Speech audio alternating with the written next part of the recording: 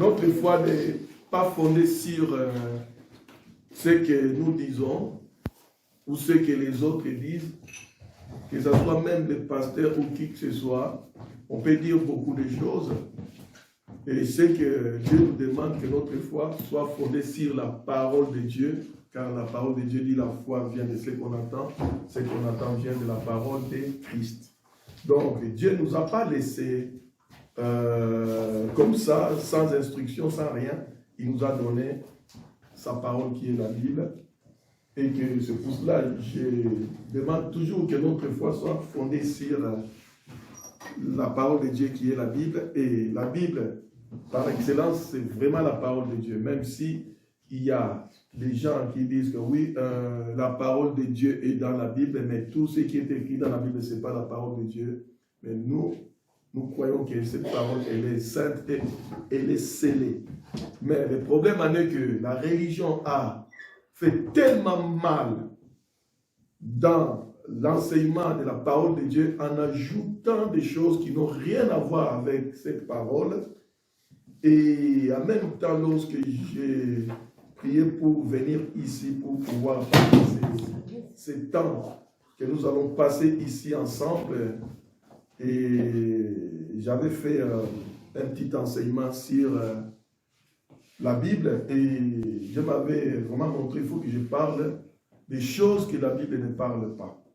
Parce qu'il y a beaucoup dans la religion, nous croyons que ces choses-là sont les choses de la Bible, alors qu'elles ne sont même pas les choses de la Bible. Une église, il faut qu'elle soit digne du nom de Jésus-Christ. Donc il faut que cette église soit fidèle à la parole de Dieu. Et d'ailleurs même que beaucoup de gens, ils ont toujours dit, ah oui, le mot église, c'est des chrétiens. Non, l'église, ça peut être seulement, ça veut dire quoi? Ecclésia, l'assemblée. Il y a des églises qui sont des églises. Bien sûr, ce sont des églises. Mais de qui? Ce n'est pas de Christ. C'est Jésus lui-même qui a dit, hein, et apprenez-leur à obéir à tout ce que je vous ai prescrit. Pourquoi m'appelez-vous maître et vous ne vous faites pas ce que je vous dis? Ça, c'est quelque chose qui est très important. Jésus, il veut que nous puissions faire ce que lui, il nous dit de faire.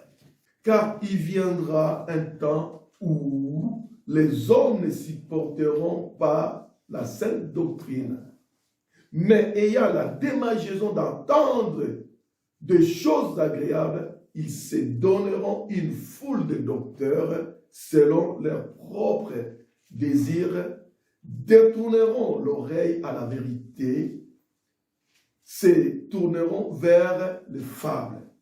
Prenez garde que personne ne fasse de vous sa proie par la philosophie, par une vaine tromperie s'appuyant sur la tradition des hommes, sur les principes élémentaires du monde et non Christ. C'est très important que nous ne nous appuyons pas sur la tradition des hommes. Il y a tellement de fois des traditions que nous croyons que cette tradition est la parole de Dieu parce que les gens ne se sont pas appuyés sur la parole de Dieu. Les gens n'ont même pas le temps d'aller consulter la parole de Dieu, mais ils croient à ce que les hommes leur disent, et ça c'est dangereux. C'est pour cela que j'ai commencé à vous montrer la Bible, pour que la Bible soit la référence absolue de votre foi. La parole de Dieu nous dit Christ est le seul nom qui nous a été donné dans les ciels, sur la terre et sous la terre pour que nous soyons sauvés. Seul par le nom de Jésus, nous pouvons demander toutes choses dans nos prières. Jésus-Christ est le seul médiateur entre Dieu et les hommes. Jésus est le seul prêtre éternel. Eh oui, il est le seul prêtre éternel. Jésus est le seul chef de l'Église qui est son corps. Alléluia. Donc, c'est très important de pouvoir mettre Jésus au-dessus de l'Église. Il n'y a pas un homme qui a cette autorité, cette puissance, cette gloire de se dire qu'il est le chef de l'Église. Premièrement, nous sommes des frères. Je suis votre frère et je serai toujours votre frère. Mais après, chacun, Dieu a donné son appel, son ministère pour pouvoir exercer dans le corps. Et c'est pour ça que Paul nous montre même dans la parole de Dieu que nous sommes comme un corps. Il y a la tête, il y a les bras, il y a les jambes, il y a tout ça. Et dans le corps, chacun a son utilité. Mais la tête suprême de l'Église, c'est Christ. Il est le seul rédempteur. Jésus-Christ est le seul rédempteur. La rédemption est auprès de Jésus-Christ. Et souvent, aujourd'hui même, nous voyons les gens qui vont faire des sacrifices pour les rachats de leurs péchés. Toutes ces choses ne servent plus à rien. Jésus nous a rachetés si parfaitement par son sang qui a coulé à la croix au mont Golgotha. C'est Jésus qui intercède pour nous auprès du Père. Mais il y a aussi un autre intercesseur qui intercède pour nous, mais il est Dieu aussi. Beaucoup ne connaissent pas, c'est le Saint-Esprit. Parce qu'il y a même des gens qui pensent, lorsqu'ils sont en train de jeûner et prier, ils font des sacrifices. Non. Vous humiliez seulement votre corps pour être agréable à Dieu. Vous connaîtrez la vérité et la vérité vous affranchira. Eh oui, où est-ce qu'on peut trouver cette vérité? Dans la bouche des hommes. Dans les livres des hommes qu'ils ont fait eux-mêmes. Parce qu'il y a tellement aujourd'hui de livres. Mais si vous êtes fan de lire ces livres et vous ne lisez pas la Bible, ça ne sert à rien. C'est Christ qui doit être prêché et non pas l'homme. Je n'ai pas pris toutes les références, mais il y en a tellement. D'ailleurs, même, je vous ai déjà dit que la Bible parle de Jésus du début à la fin. Même dès la création, on parle de Jésus. Dès la création, on parle de Jésus. Et à la fin de la Bible, à l'Apocalypse, on parle de Jésus. Je vais vous parler de ce que la Bible n'enseigne pas. La Bible contient 66 livres canoniques, c'est-à-dire que les livres inspirés de Dieu lui-même. La Bible est la parole de Dieu, elle est scellée. Nous ne pouvons ni enlever ni rajouter. La religion a rajouté d'autres livres à la Bible qui ne sont pas du canon biblique. Les livres qu'on appelle les deutéronomes canoniques ou apocryphes. Ces livres-là n'ont rien à voir avec la Bible. Ces livres portent beaucoup de confusion. Ils n'ont aucune inspiration divine. Parce que Dieu n'a pas voulu. Beaucoup de personnes ont écrit l'histoire de Jésus. Ce n'était même pas que des apôtres qui ont écrit. Il y en a d'autres qui ont écrit l'histoire de Jésus tellement ils étaient passionnés. Mais ces livres-là ne sont pas rentrés dans les canons de la Bible. Alors que la Bible dit que celui qui retranchera ou rajoutera sera sanctionné. Tout enseignement que l'homme enseigne dans l'Église, corps de Christ, doit être conforme à la parole de Dieu. L'évangile de Christ. Tout enseignement qui n'est pas biblique est une hérésie. Or, nous savons que toute hérésie est une abomination devant Dieu. Voici quelques principes qui ont été rajoutés au christianisme et qui sont condamnés par la Bible ou l'évangile de Christ. Oui, tout ce qui a été rajouté par l'homme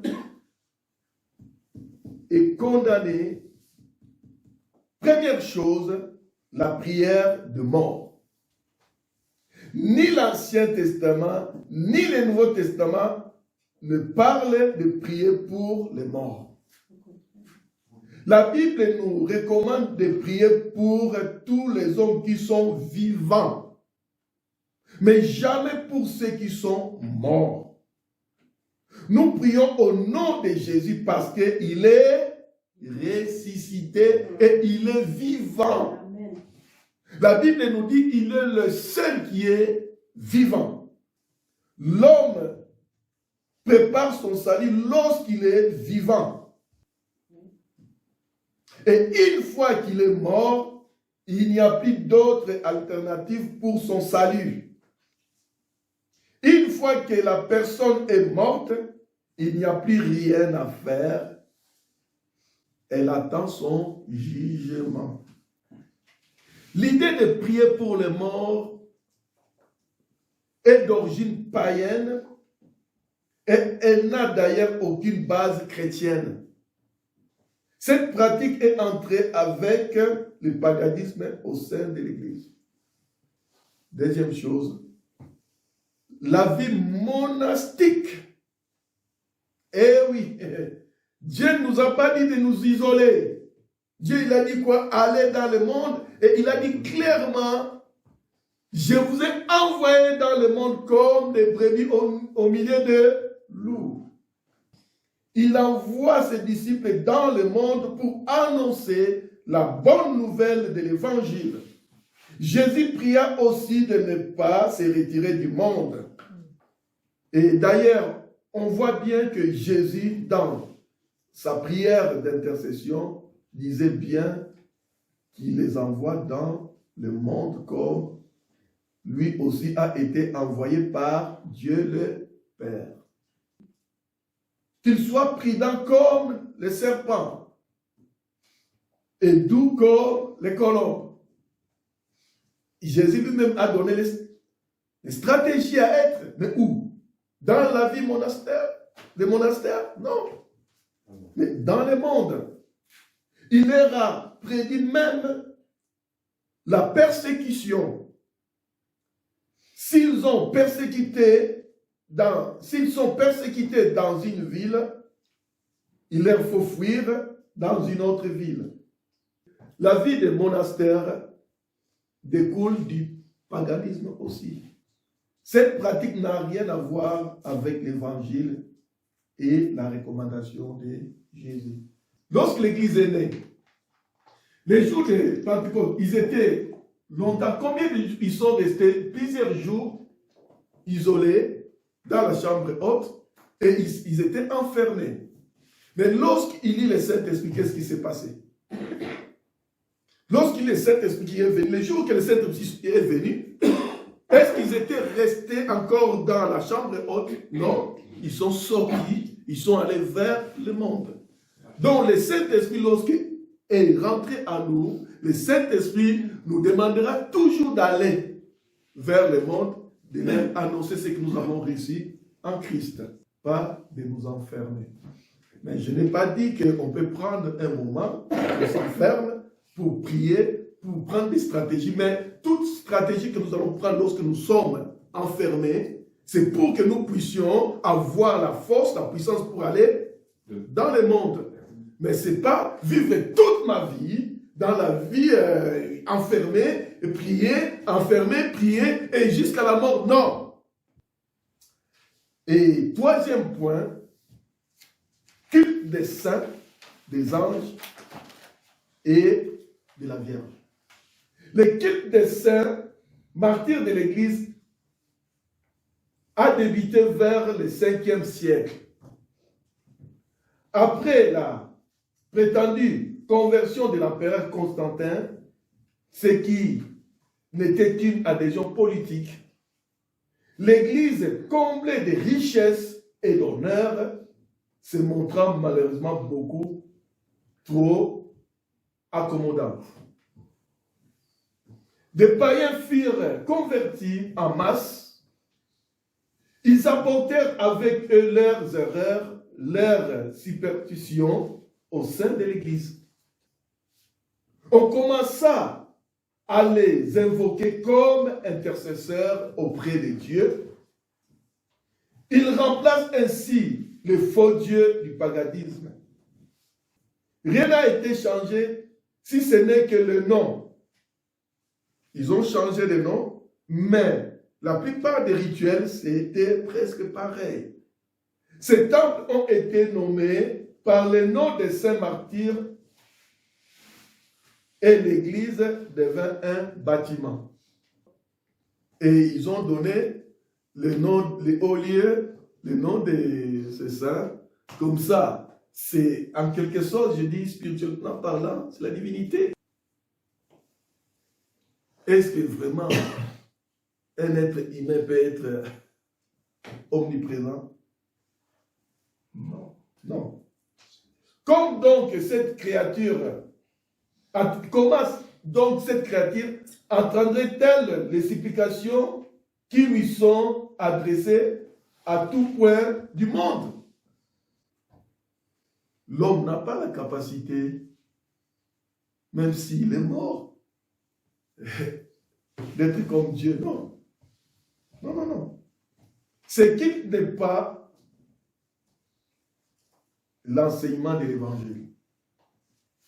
On ne trouve pas dans la Bible un seul exemple d'une âme pieuse, invoquant, et qu'on puisse demander les choses en son nom. On trouve nulle part.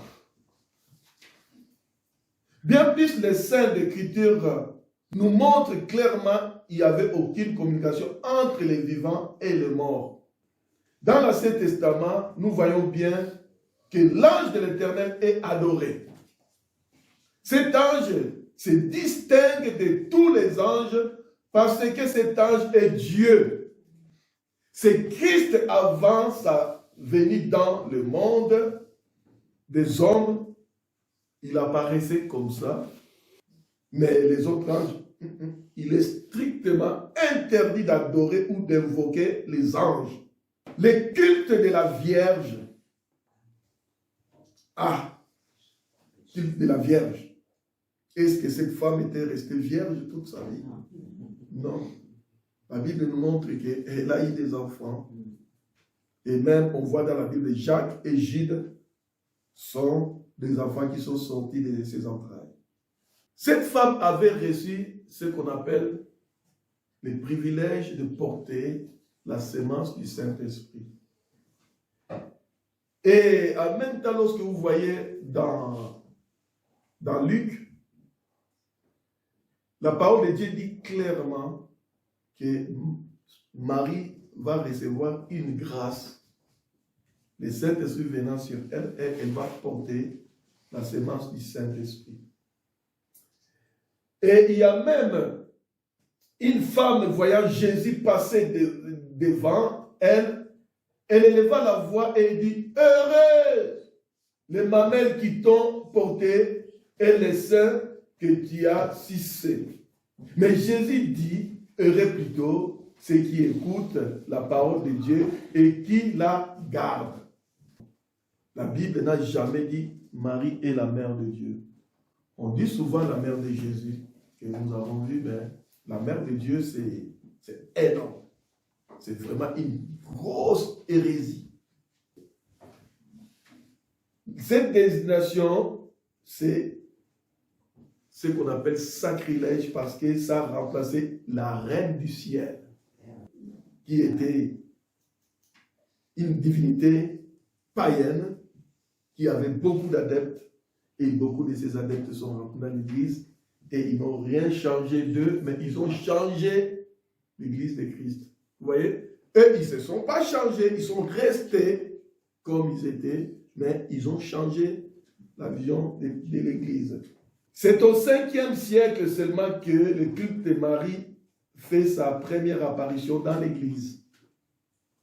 La mère de Christ a toujours été en honneur dans l'église primitive, comme elle l'est encore aujourd'hui dans l'église protestante. Dans les églises évangéliques, nous aimons notre sœur. Il a beaucoup d'honneur au milieu de nous. mais on ne lui fait pas d'elle notre déesse. Par contre, Christ nous déclare qu'il est le chemin, la vérité et la vie, et que personne ne va à Dieu que par lui. Il a dit aussi, venez à moi, s'écria-t-il dans Matthieu 11, 28 à 30. Tout ce que vous demanderez au Père, il vous les donnera en mon nom.